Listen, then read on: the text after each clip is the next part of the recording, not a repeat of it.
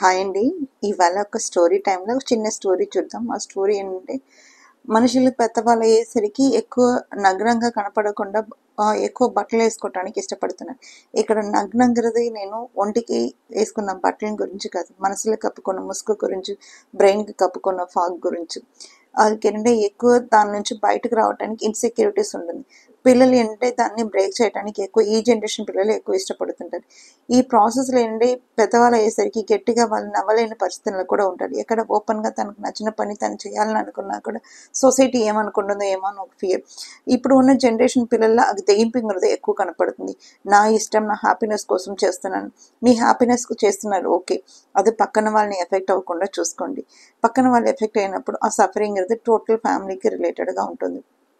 మీ హ్యాపీనెస్కి మీరు ఎంత ఇంపార్టెంట్ ఇస్తున్నారు, మిమ్మల్ని చూసుకుని కని పెంచి మిమ్మల్ని పెద్ద చేసిన మీ పేరెంట్స్ని కూడా కొంత దృష్టిలో పెట్టుకుంటే బెటర్గా ఉంటుంది. ఇంకా పెద్దవాళ్ళు డబ్బులు, ఈ సొసైటీ, ఈ ముసుగుల నుంచి డెఫినెట్గా క్యాస్ట్ ఫీలింగ్ ఇది నుంచి బయటకు వస్తే మీరు డెఫినెట్గా ఉండరు. పోయినప్పుడు ఇది ఏం ఉండదండి గురుగారు, ఎంతసేపు మీరు మీరు మీరు మేము మేము కొట్టుకుంటారు, నా ఫ్యామిలీ నాది నా ఇది అని చెప్పి కొట్టుకుంటారు. బట్ పోయినప్పుడు ఏం ఉండదు. పుట్టినప్పుడు ఒకడే పుడతాం, పోయినప్పుడు ఒకలే పోతాం. సో మధ్యలో ఉన్న దానిలో మీకు నచ్చిన వాళ్ళని, స్కూల్ ఫ్రెండ్స్ చూడండి, మీరు గవర్నమెంట్ స్కూల్లో చదివి ఉంటే మీకు ఆ ఫ్రెండ్షిప్ మీద డెఫినెట్గా తెలుస్తుంది. ఆ కళ్ళం కపడ వయసు లేని లేదన్న కులం ఉండదు, మతం ఉండదు, నీకు ఉన్నవాడ లేనివాడ అలా ఏం ఉండదు.